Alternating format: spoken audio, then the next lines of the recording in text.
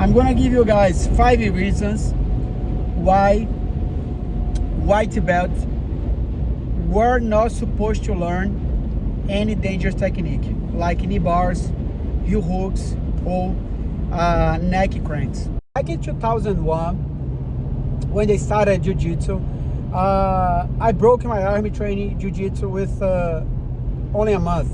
So I was training with a blue belt. He got me into a Kimura lock, and I didn't want to tap. He didn't want to let it go, and then I ended up breaking my elbow. So also my professor wasn't there. It was a blue belt running the class. Back in the days, this mindset of competition training was really strong in my jiu-jitsu school. So yeah, I ended up breaking my arm, and then it wasn't fun. It just stopped for 2 months. Luckily, I was young, 21, and I was eager to keep training jiu-jitsu. But I know most of the time when the people get injuries like that, they're not gonna be able to come back. They will stop because they are there to experience like good things. They don't wanna get hurt, right? So that's no the point. Most likely when you're gonna be over 30s, you pretty much have a family, you married, you have kids, you gotta take care of your kids. So like a bunch of things involving, right? So I saw a lot of black belts teaching that they teach leg locks and heel hooks for their students because they think that's the best way to protect them. So I believe the last argument, right? So we need to protect our students, and the best way is teaching them. However, techniques like that is not going to help them to protect them because they don't know better, right? So think about it. You can teach your kids how to run if they don't know how to walk. That's normal. That's obviously. So how are you going to teach dangerous technique for like a white belt, and then pretty much they're like babes when they don't know anything? Are you jumping steps?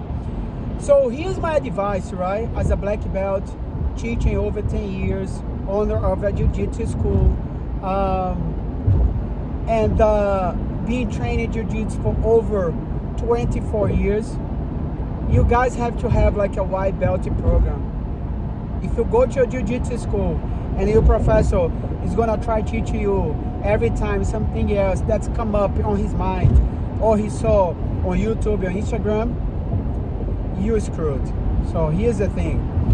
So 5 reasons I want to give you guys why you're not supposed to learn none of those things. One step that's really important for every single white belt to know, it's how to break the fall. And I saw people getting hurt every single time because they don't know how to break the fall, right? So you're gonna hurt your neck, you're gonna hurt your shoulder, because most of the time sweeps, takedowns require you know how to break your fall. Arms, I saw people break arms because they don't know how to break the fall.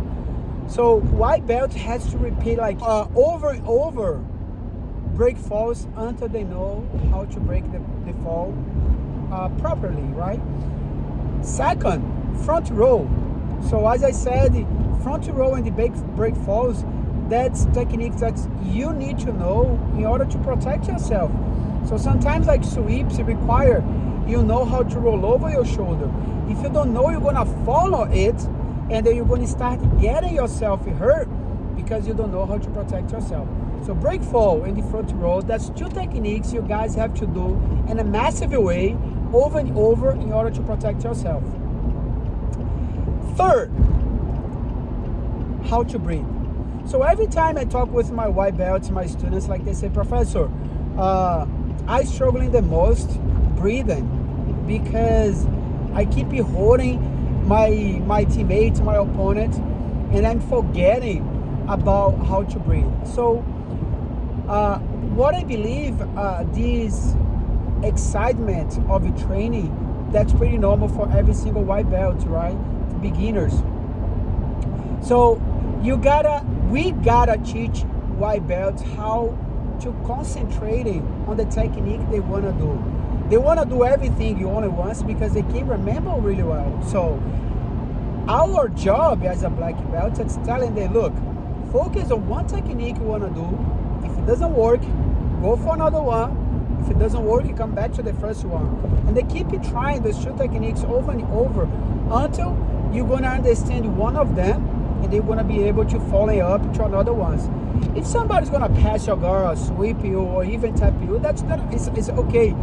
But you cannot think about it, or you cannot give it a shot to try one technique because you're afraid just to be swept, to be tapped. That's what is hold you guys back. So breathing, that's a consequence of what you know what to do, what you're gonna do. You gotta concentrate it. So another thing is, do not lose your composure, right? So when they say do not lose your composure, it's keeping more control about your emotions. So if you get really excited during the training, no breathing is gonna be one of the consequences. Another one, it's never know how to control your fight, how to control your techniques, because you are overthinking, because you are overreacting, right? So keep your mind really fresh during the training and then think about what you need to do. That's another important advice that I give to white belts every single time. You gotta think about it, what you're gonna do. You gotta make a plan game. You gotta think about what's gonna be the next step in order to keep your breathing, in order to keep your composure, in order to not get crazy. And then the last one, and the most important, that's your posture. So white belts, they are tending do not have a good posture. That's normal. And then every time they go for one technique, it doesn't matter if it's going to be on bottom or on top, they are missing positions, they are missing steps. And then those steps is going to be crucial for the execution of your technique, and then crucial for the outcome of your training. So if you don't have a good posture, my man, I'm sorry, but your technique's not gonna work.